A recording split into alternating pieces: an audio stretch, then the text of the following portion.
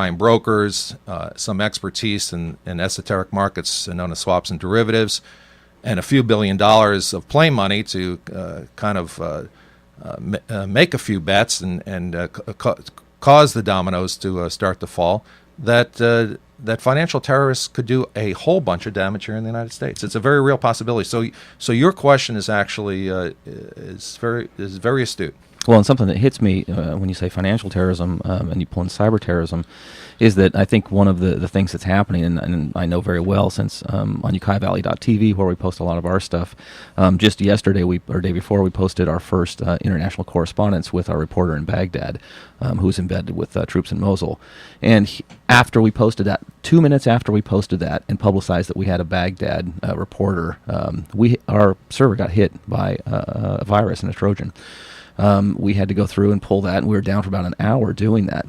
But that brings up the concept of the bot network, which is the network of Trojans that are out there sitting on people's computers that people don't even know about. And one of the possibilities is to use the bot network, which is all these infected computers in the world, to cause very simple denial of service attacks on financial servers, Stack Overflows, and those kind of things, to actually bring down the cyber financial network at the same time crashing the financial network. And we saw how bad that was a couple of years ago when they had a little hiccup in the kind of back-end financial servers. The market went crazy for about a day. I think that was a test run for this bot network that's growing every day. And it's not a conspiracy theory. It's true. The bot network is growing, and you can actually hire the bot network to do denial of service attacks on anybody you'd like to. And as it grows, I think that is a very possible reality. That's astonishing. You heard it first, folks. Here, I don't know first, but here on KZYX, we're breaking the story. This is important. It doesn't make any difference if we're broadcasting out of some small studio in Philo, California, in wine country. I think these stories need to be reported. I think these possibilities need to be considered. And I look forward to doing a show just on that. We definitely can expose that. On the possibility of financial terrorism. Let's just move on. Once again, we're talking about how the bear market is picking up steam now, how the markets continue to be crashing. The market is down 30% since October. We had Tim Knutson on as a guest, the interim retirement board manager here in Mendocino County. Mendocino County has $400 million in assets under management. We were banging the drum for some kind of hedges against this bear market, and Tim didn't see any need to hedge anything. Well, again, I would throw down the gauntlet and challenge the people who manage our pension assets. If our pension assets are largely indexed to the market, you can expect a 30% retracement or erosion in those values. Now, again, the Board of Supervisors really don't know this because Tim talked about this 5-year smoothing mechanism. Well, all that means is that the losses are disguised. They're averaged in from prices 5 years ago. If you were to what's called mark to the market, if you were to take our portfolio and see what it was a quarter ago versus now, what it was a year ago versus now, you would see the kinds of losses that I'm talking about. So my challenge to the retirement board is the same as it's been for years. You've got to manage for both bull and bear markets, and largely our assets are unhedged. And if our pension liability is unfunded pension liability is $90 million right now, I think we can expect it to be a lot more down the road. Any idea, number-wise, how much we've lost in the last 3 months? What's 30% of $400 million? For you retirees out there, you're members of the retirement plan. Would that be $120 million? You're members of the retirement plan. For you retirees out there and for you county employees who will be retirees, I'm not a member of the plan. It's up to you to start demanding some accountability on the parts of not just our Board of Supervisors, but also our retirement board. Moving on real quickly here, I could talk about the bear market for a long time. It's very serious, it's very real, and it's going to last for a very long time. The problems in our market right now are structural, they're fundamental, they're not going to go away. I just want to do just acknowledge in a very short way, a very short tribute. John Templeton died earlier this week. He was one of the world's great men.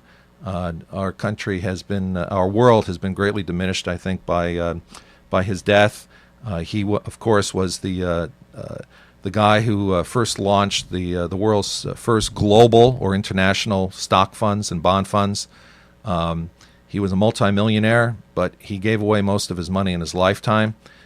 He had a real interest in peace. He created the Templeton Peace Prize, which is like the Nobel Prize, but it's given more along the lines of what he called progress in religion or progress in spirituality. Mother Teresa was its first recipient. John Templeton funded a lot of research in what he called the progress of religion, the progress of spirituality, and he passed away on Monday. Segueing to the subject of our show today, we are looking at Iran, Iraq, U.S. military operations, and the price of oil. As you know, the price of oil has jumped dramatically since George Bush has been president. 7.5 years ago, when George Bush was sworn in, price of a barrel of oil was $28 a barrel. This morning, when I left my office, I noticed that the price of oil was trading at $146 a barrel. Just to kind of frame the issue, there was a research scientist who worked for Shell Oil in the late 1950s. His name was Dr. Marion King Hubbard. He developed a model that he was called Hubbard's Peak. Dr. Hubbard predicted that the U.S. production of oil would peak in the late 1970s, and world production would peak in about 2000, 2005, in that time frame. He was ridiculed at the time. I believe he was actually fired. And yet it has come to pass that, in fact, U.S. production did peak in the late 1970s, and world production did peak about 3 years ago. Of all the oil's reserves in the world, about half has been used. It took 100 years to use that first half, Jay, and it's going to take only about 15 or 20 years to use the second half. The other thing that some other interesting facts about oil is that 97% of all transportation fuel is oil. That obviously can be replaced with alternative sources like electric cars or hydrogen fuel cell cars, which have been on the back burner up until now. The U.S. is only responsible for about 2 or 3% of the world's supply of oil. So we look to the oil reserves of the rest of the world. We're very, very addicted to oil, and as our guests will talk about, a lot of our behaviors and a lot of our international efforts and military efforts and diplomatic efforts almost seem like they're addict-like, driven by desperation, driven by irrationality.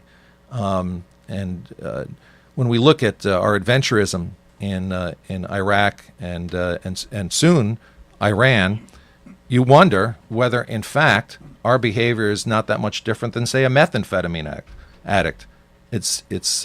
Our behaviors are very much the same.